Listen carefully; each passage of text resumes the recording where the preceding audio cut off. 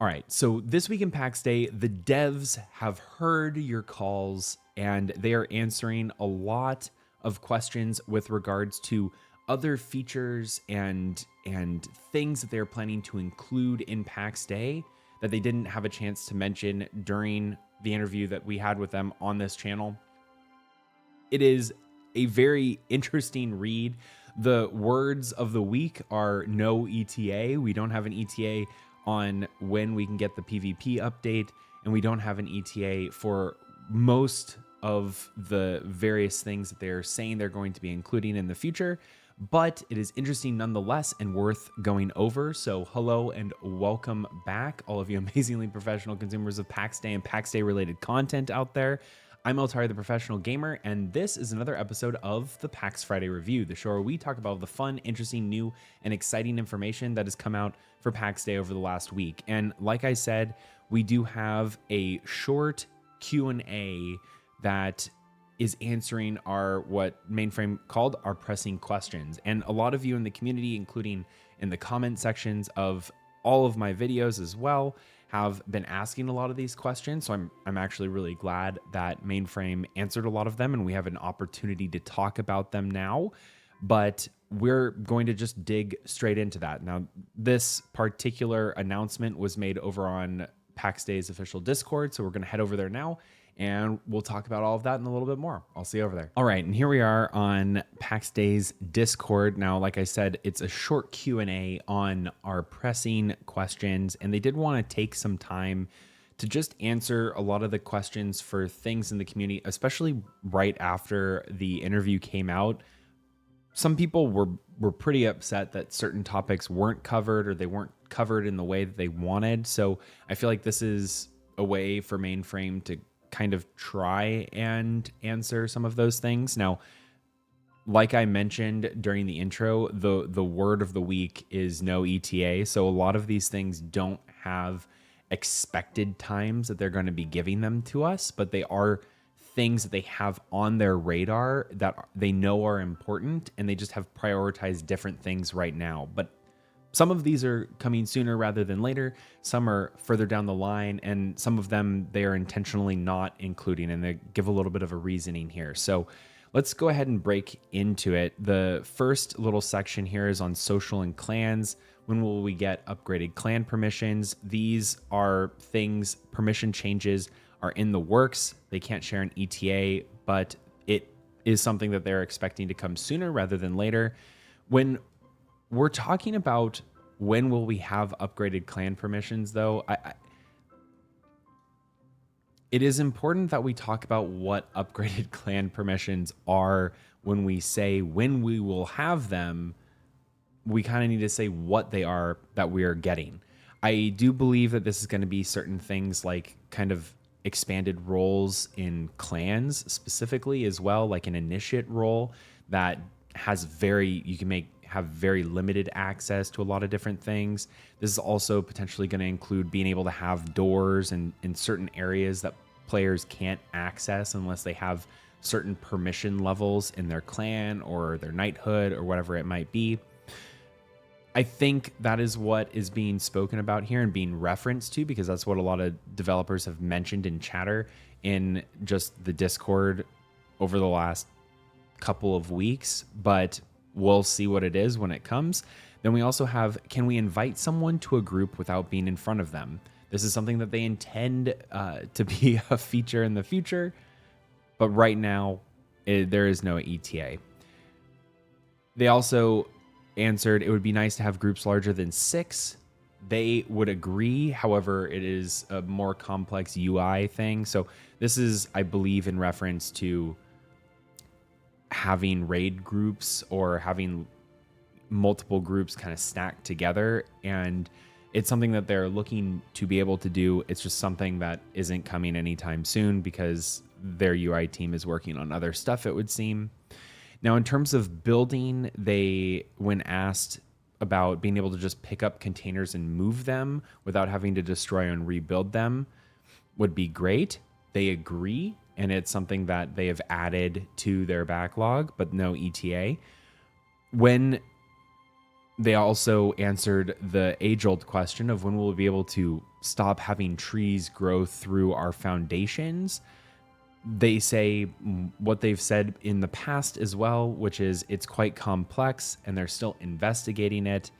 But the first of these fixes are just going to address smaller trees, and they're going to have some more updates soon. So for people who are wondering about the trees, they have kind of explained this previously. It has to do with the world generation and how nodes are kind of ascribed in Pax Dei. So having trees grow through foundations, it turns into a lot of other checks that are having to go on, which right now the game just isn't doing. So I think they're looking for a more efficient way of being able to check if a tree is colliding with some kind of foundation or built piece, and being able to kind of reconcile that. But it is something that it looks like they are working on. What about the unusable square in the middle of joined plots? So this is something that I do hope that they address a little bit more. As long as you're not fitting your plots in a square format, you shouldn't have a square popping up. However, there are small areas that do form over time. Even when you're slightly off, you kind of have to have almost a near perfect placement in order to not have these plot holes. And I do think it's something that the community hates, because it's just, you're setting up a giant city or a really large section of a clan fortress or something like that, and then you just have this plot hole that's in the middle, and nowhere else in your city or your build has this plot hole, but it's just in the very middle. So then you have to go and get 15 people to pull their plots, readjust them slightly, put them down, and you just keep on having to do this process iteratively, and it becomes very, very difficult. As someone who has literally spent at the start of verse 3, it took 18 straight hours of coordinating our group of more than probably around 100 plus ish plots, plus many other groups that also were contributing to the Golden City. It took a very long time to try and get 0 plot holes.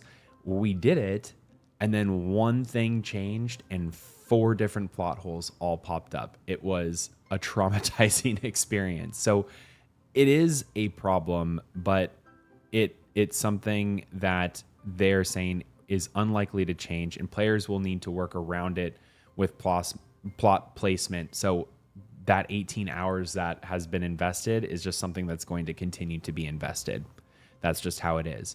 I do think that when you have plots that are removed and you're trying to replace with another plot, if there was no plot hole before, there shouldn't be any plot hole after. And that sometimes just isn't the case. I think that's more of a bug than anything, but you should be able to replace people's plots without having to pull a plot and replace it with a new one. Something needs to be done there.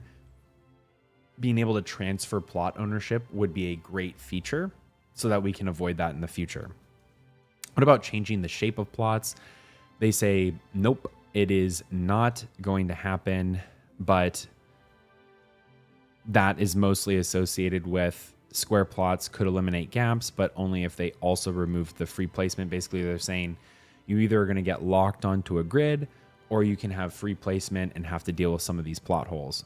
Next, when will we get door permissions? They say this is a very high priority item. Again, I do think that's coming with the social and clan features that are also listed. And then, do you plan to add a first-person view for building? They say first person isn't something that's very easy for them to implement, and they are looking into instead addressing more specific problems that builders are having. I think this is just more camera features in general, where when you're building and you're in tight spaces, the camera does weird things and you can't actually see stuff that you should be able to because there's stuff in the way and things are kind of clogged up, and your camera's being compressed into a small space and you can't actually do any of the placements that you're trying to do. For crafting, they said when asked about the recycling, don't have an ETA for it, but they do have several designs and they do plan on adding it eventually. It's just not a priority right now. They also asked, will we be able to drop all into a container? They said yes. It's something that's in the backlog, but they don't have an ETA yet. Please show some love to professions like alchemy and jewel crafting. They actually are. The next update that's coming is going to include enchanting, and enchanting is something that's tied to both alchemy and jewel crafting. When asked about too many meat chunks, they agree. They're planning on rebalancing the number of meat chunks that are going to be in the game. So that's great, or not so great, depending on how you look at it. Then we also have, can we craft X items instead of a one or all? They did mention that they made crafting faster to help with this, but they also agree that a craft X option would be convenient, and it's already added to the backlog. So again, no ETA on these things, but they are coming eventually when they are able to get to them. And then can we remove items from the crafting queue? This is an important one where they said explicitly, no, you cannot do that. And the reason for it is because then you will be able to use those timed crafting queues as just storage areas for your materials instead. And they don't want you to be able to do that. For markets, when will there be more ways to spend grace? They say it's definitely coming, but they're working on an update that will expand this part of the game significantly. Again, if you watched our interview that we had with the devs on this channel, that's going to most likely be tied with the parish system, which is also tied with being able to create knighthoods. So I believe there's going to be a whole system that's coming in with the parish system that's attached to grace. And it's something that they're actively working on right now. With regards to actual markets, when are market buy orders coming? They said that they'd love to add them and agree that they're needed. It's just only the complexity of implementation is holding them back. They have no ETA, but they are saying it will happen. And then what about player-to-player trading? They agree it's necessary, but again, it's going to require a lot of work to implement, and they don't have an ETA yet. Next, we talked about PvE content. When asked about bows, they say they already are planning on working on bows. It's something that's in their plan, just like offensive spells are in their plan. However, they're trying to finagle it and reconcile it with the idea of not making melee completely useless. I think what they also need to look at, and maybe this is just my 2 cents, is just because offensive spells are just as useful as melee, I think it's also important to note that players want options. And as long as your offensive spells are as good as fighting in melee, then players are going to choose based off of what they enjoy, the play style that they like, rather than just doing one because you have more distance between you and the enemy. I don't know. So while I do understand it's important to have balance between these different things, I also think that having variety of options is really important. And a lot of players are enjoying the healing specialization that you can have right now with the staves. And I do think that there's going to be a lot of opportunity in the game for spellcasting, not just healing and support, but also actually attacking and doing other things. I also don't necessarily agree with the fact that just bringing Fireball back is the best way forward. It was a very low skill, low impact, a lot of times spell that it was more utility than anything. And then most of the time players were just using it in combination with mez to solo content that they really weren't supposed to be able to solo. Great for the period of time. However, offensive spells need to be more team oriented and have more effects that tie into them, and maybe there's collaboration that can occur between offensive spell users and melee users where there's a synergy, or potentially a detriment if the spellcasters are super powerful and are like exploding an entire area of the battlefield that their melee users would not be able to use at that point in time. But having an interplay between them, I think, is really important.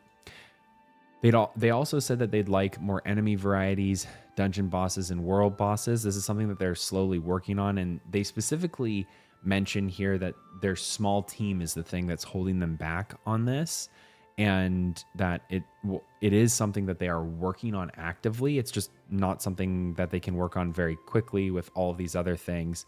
And what they specifically said is there will be some new enemies coming to the game, but no big bosses in the near future. So we still do have to wait. It's going to be post-release by the time we get some big bosses or world bosses. I think it's important that when these very large, difficult encounters come, that there's a lot more combat mechanics that are in the game at that point to make it a compelling fight rather than just big health bar make go zero.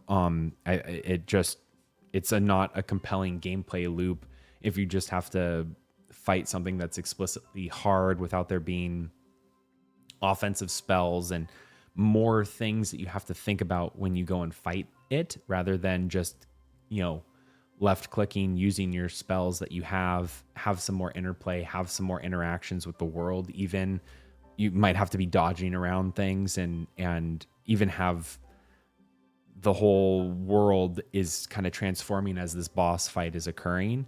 That would be really, really cool. And they need to implement that in a cool way to not just completely, you have to stick these landings, and it's good that they're spending the time on it. But unfortunately, as with most of the things on this particular update, no ETA. Will loot quality / value improve, especially rare / named items? Named enemies already drop relics, the most valuable items in the game, but they're working on balancing loot further. So they are implementing changes to this over time, but the named enemies are the ones that are dropping the best loot that you can get. We already saw that there is a epic and legendary tier that is going to be coming at some point in time. So we will be able to get better relics that are able to make epic and legendary tier items too. That's just not here yet. And then for stags, people mentioned stags are too rare and the antler drop rate is just not guaranteed. So they are skewing the antler drop rates a little bit and increasing the spawn rates of stags as well. And then we got a couple of other things covering just other content as well as UI and UX. So for other content, we can get a miracle to teleport to our main plot. They do have plans for this, but they're not ready to share details yet. Again, this is something that I believe is connected directly to when will there be more ways to spend grace. With the expanded parish system, you will be able to do something like this. Maybe it's even you place an altar, and if you're worshiping or you're a follower of that parish, you can teleport directly to that parish's altar or any of the altars that that parish maybe is maintaining. I don't know, but that seems like a pretty logical next step. Can grace be used to move everything in a plot into a redeeming queue? This is something that they found interesting. They don't have any promises, but they are considering it. So great idea there. And then when asked about horses, because everyone is very concerned about horses, which understandably, it is a staple of MMOs. I get it. And they said the current design thinking is that horses will be more about increased carrying capacity, not travel speed. So if you're, as a player, expecting to be able to get around the world faster using a horse, you're mistaken here. The idea behind horses from their design standpoint is that you'll be able to carry more things, maybe go on further journeys, go and bring more things back with you, whatever that might be, not necessarily faster travel. And the reason for that, one, is the Pax Dei network with Grace, being able to spend it, is already far more efficient with that. However, it is also important to note that they have said that in the future, you will have to spend a scalable amount of grace depending on how much stuff you are carrying in your inventory. So there is going to be a opportunity cost to traveling. Like when you finish a dungeon, you're always probably going to be able to do your Petramea for free. However, if you're trying to go from one place to another and you have a full inventory of gear or full inventory of items that you're looking to trade or something like that, you're probably going to have to spend more grace in the future. That's when horses would probably come in with their increased carrying capacity to, have this type of thing work. They do mention the first one is that there are a few key gameplay elements they want to add to the game that affect trade, which would be hard to balance if a horse was added first. So I do think that's part of it.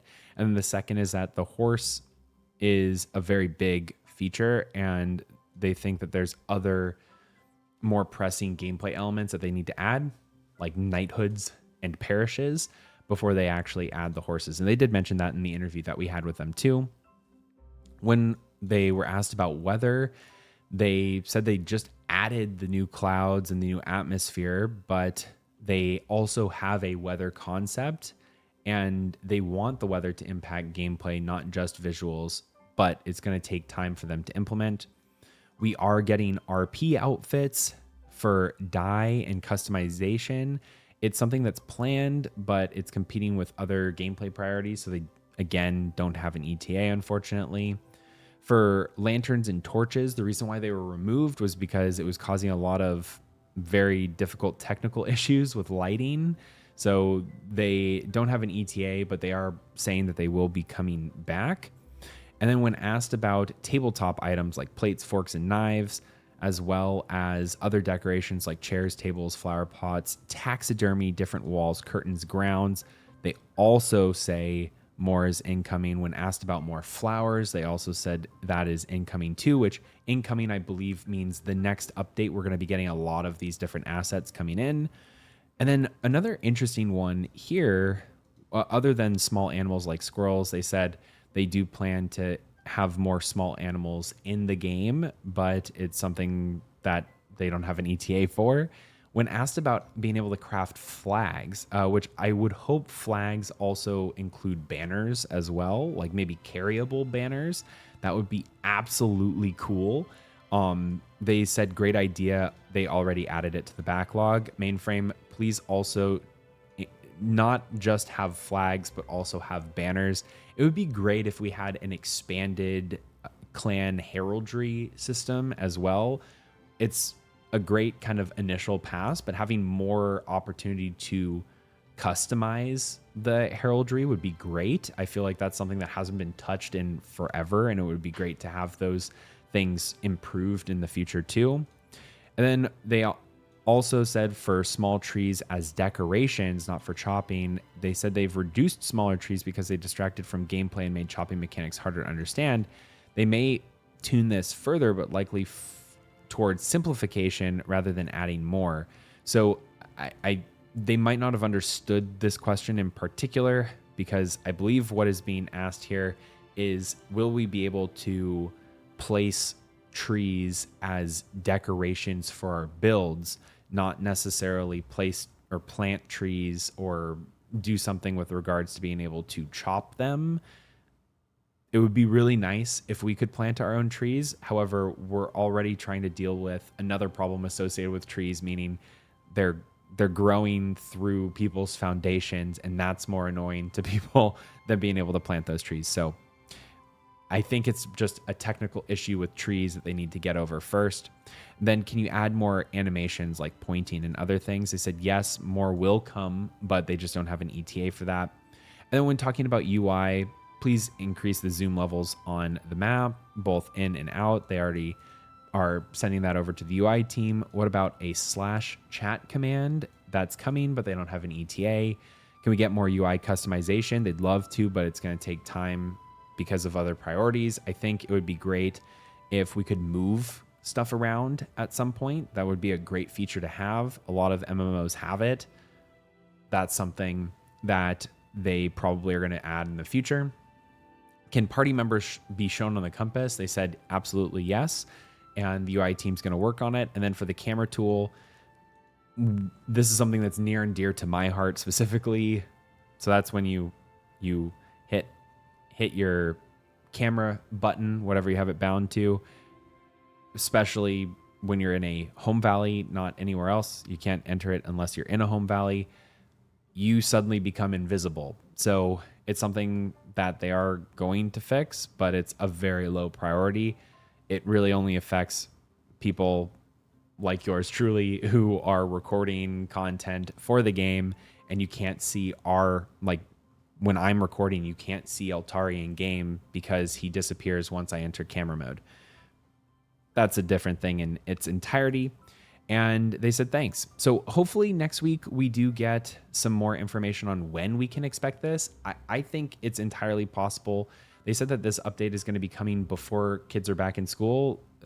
There's kids that are going back to school now, but I think we have maybe a couple more weeks, maybe 2 or 3 before that deadline is missed. Hopefully we do get an update very, very soon. I'm looking forward to covering all of that. So if you haven't done so already, please don't forget to hit that like button. It helps our channel out, but also subscribe so you can get notified whenever we come out with new Pax Dei or Pax Dei related content, and share with any of your friends who might be interested in learning more about Pax Dei.